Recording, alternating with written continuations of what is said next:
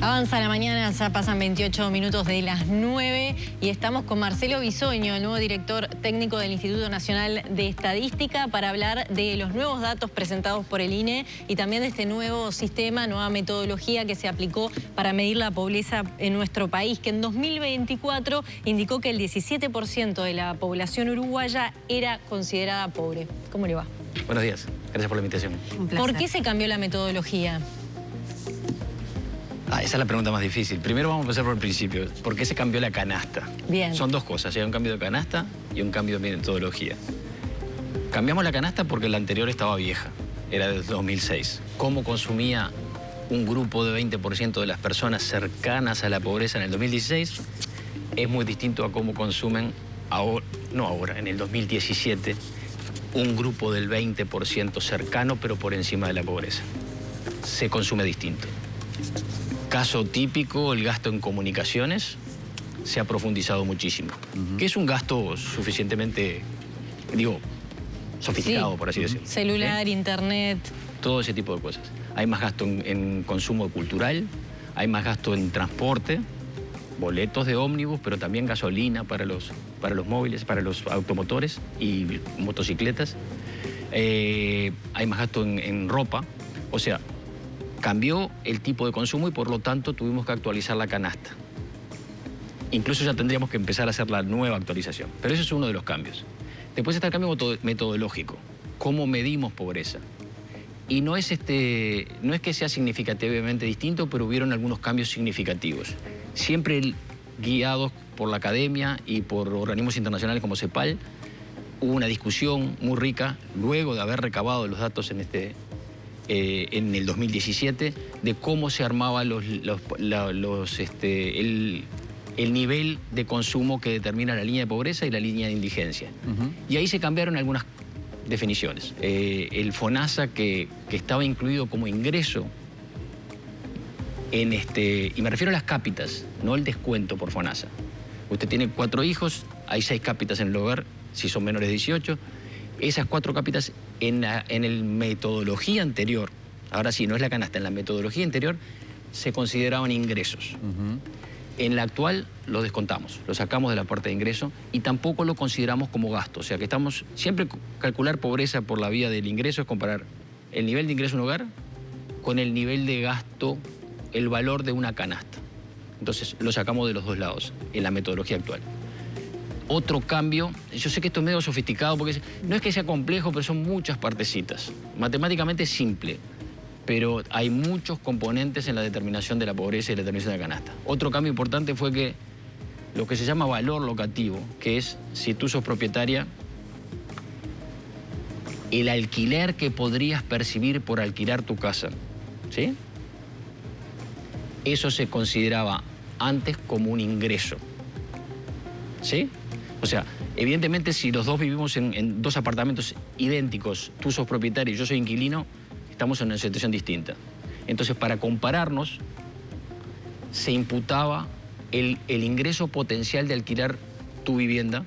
No lo percibís, pero no tenés que pagarlo, por lo tanto eso se imputaba. Ahora se saca todo eso y un propietario no se le considera como ingreso el ingreso imputado por el alquiler potencial de su vivienda, pero tampoco se le exige en la canasta que pague por alquiler o que pague por vivienda. Ahora, ¿por qué se entendió necesario la modificación en la metodología? A ver, lo que pasa es que el tema es complicado. La respuesta sencilla es que los expertos en pobreza internacionales empiezan a considerar que esta es lo más acertado. Y voy a tratar de explicar, dar alguna idea de por qué.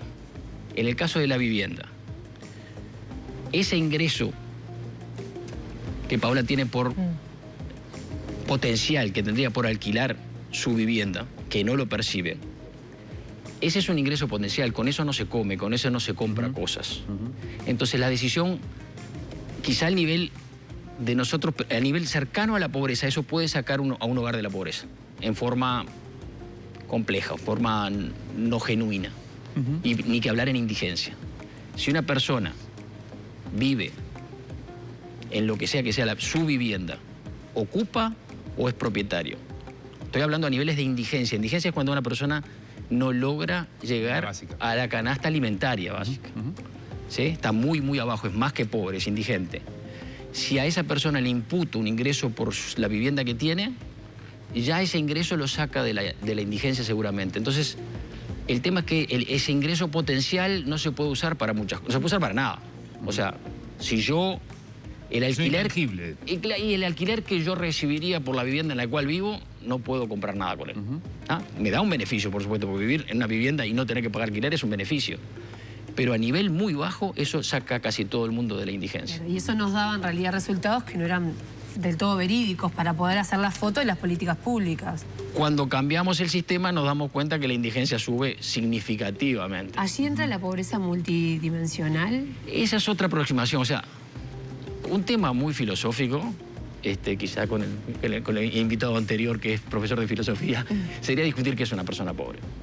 Es muy complejo qué es una persona pobre. Y quizás si nosotros nos pusiéramos a discutir qué es una persona pobre, no coincidiríamos plenamente. ¿Sí? La multidimensional analiza carencias. No pregunta el ingreso y lo compara con un nivel de gasto que es la canasta de consumo. Carencias en el hogar, en educación, en salud, en vivienda, en saneamiento, ese tipo de carencias las analiza y de ahí llega a la determinación de pobreza. Bisoño, usted decía, perdóname Maggie, que esto es producto, este cambio de recomendaciones que hacen los especialistas en materia de pobreza, que hacía tiempo además se debería haber modificado esta forma metodológica de analizarla. ¿Entiende usted que debió haberlo hecho el gobierno pasado? Y eventualmente, bueno, no lo hizo porque los números no le eran favorables. El 95% de lo que entregamos hace 2 semanas lo hizo el gobierno pasado. O sea, no hay discrepancia en eso. Los tiempos, a mí me hubiera gustado que hubiera sido mucho antes. Sí, y yo cuestiono eso, lo hice explícito. No cuestiono nada de lo hecho, salvo que el tiempo fue demasiado. Esta canasta se hizo en el 2017, se da a luz en el 2025 con otro gobierno.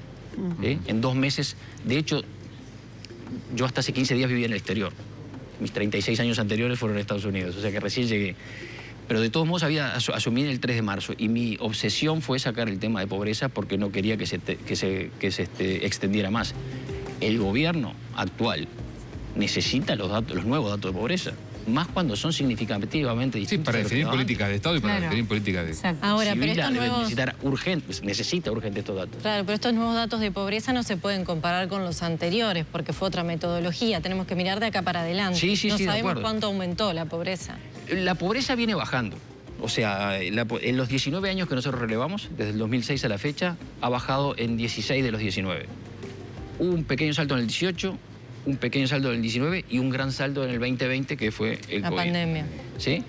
De ahí en adelante bajó y de ahí para atrás venía bajando. Del 2006 al 2017 baja en cada uno de esos años, incluyendo 2017. O sea, la pobreza, salvo el tema del COVID, esa suba, viene bajando. Eso es positivo. Lo que pasa es que si la medimos con una vara uniforme, acá hay 2 varas distintas. No se pueden comparar una metodología con la otra, no se puede comparar una canasta con la otra. Claro, y eso fue lo que generó dudas, ¿no? Sobre todo a nivel de redes sociales, que después tuvo repercusión política y demás. Uno comparaba el 17% de incidencia y otro el 8%. Y decían, bueno, pero ¿cómo pasó que nos multiplicamos de esa manera? Es que no nos multiplicamos, pero sí. Por eso... vimos la realidad con una mejor Por foto. eso hoy usted está acá para poderlo explicar. Pero si utilizáramos la metodología anterior, ¿no? Que daba ese 8%. Ese 17, ¿cómo cambiaría? Yo sé que le estoy pidiendo algo que científicamente es como... No es una metodología solo, es una metodología y una canasta. O sea, ahora la gente... ¿No hicieron la prueba de paralelamente? Sí. Sí, hicimos pruebas de todo tipo. ¿Cuánto dio? Sí, no te puedo dar un número porque habría que aclararlo, pero lo que quiero decir es que de los cambios que se introdujeron en la metodología nueva, no son extremadamente... FONASA, la exclusión de FONASA como ingreso y la exclusión del ingreso potencial de una vivienda de un propietario no alteraban demasiado los niveles de pobreza. ¿Sí? No alteraban demasiado los niveles de pobreza. Sí alteraban muchísimo y particularmente el valor imputado por el alquiler ficto de una persona, el ingreso locativo, lo que decimos, el valor locativo de la vivienda, alteraba la indigencia. Y era un poco lo que yo decía. ¿Sí? Ahí sí, la indigencia varió significativamente motivado por ese factor. Los otros dos factores no fueron determinantes. Ahí yo creo que la diferencia es la canasta. ¿Para más o para menos? No, al sacar el ingreso de tu vivienda, que no pagás porque sos propietaria, antes la indigencia era mucho más baja. Tenías un ingreso mayor, por lo tanto la indigencia era mucho más baja. Ahora se lo sacamos, ¿sí? Y la indigencia es mucho mayor. La indigencia llega al 1,9 a nivel nacional, antes estaban 0,3. Déjeme revisar, pero están ahí, los números son... Sí, eso. O sea, 0,3 y ahora es 1,5, 1,9 es en Montevideo. O sea, a nivel nacional, 2024, la vieja canasta nos daba una indigencia de 0,3, casi 0. 0,3%, debo decir. Que no es lo que veíamos en la calle. Pero yo creo que es más, lo que vemos en la calle es más el 1,5 de la nueva canasta. Por eso voy. Digo, estos cambios de alguna manera reflejan un poco mejor. Y para que entienda la gente, porque uno parece a veces que son números y qué hacemos con esto, más allá de un titular o que sea. Esto es también para la aplicación de las políticas públicas. Y en referencia a eso, cuando empiezan a poner la lupa en diferentes temas, por ejemplo, la pobreza infantil, ¿con qué nos encontramos? Bueno, ese es un gran tema. Y ahí... las canastas coinciden, no en el número, pero sí en la relación en que la pobreza infantil es la mayor de todas las pobrezas de corte por edad. La pobreza de 65 y más es muy baja, comparado... Ninguna pobreza es muy baja, pero es actualmente de 6,3% la pobreza en personas 65 y más, y la pobreza infantil está en 33,2%. Claro. O sea, la pobreza infantil...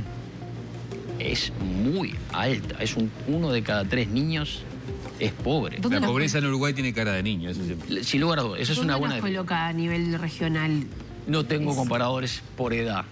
Sí sé que somos muy distintos, particularmente en la pobreza. El hecho de tener una pobreza adulto mayor, muy baja, nos saca de toda lista. O sea, eso no pasa en América Latina.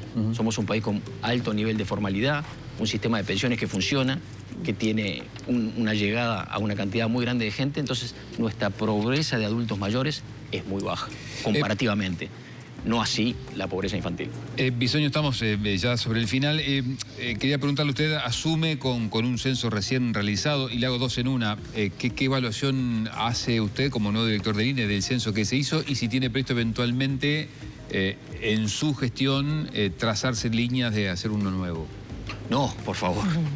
No hay censo. El censo será dentro de 10 años. El censo se realizó bien. Hay un nivel de no respuesta del 10%. Es más o menos... las no respuestas están creciendo y eso se complementó con datos administrativos. Yo no tengo crítica alguna al censo. Estamos terminando de dar los números del censo, pero... No va a haber otro... No en mi periodo no va a haber otro censo, por suerte. No, es una tarea demasiado grande. El INE tiene pocos recursos. Fue muy bueno lo que se hizo, fue mucho lo que se hizo. Y bueno, estamos terminando de liberar, como en pobreza, ahora estamos terminando de liberar los datos del censo. Estos sí llegan en fecha, acá no hay crítica alguna. Sobre pobreza creo que llegan tarde, los datos del censo están llegando bien. Marcelo, muchas gracias por haber venido. No, gracias a ustedes. Gracias.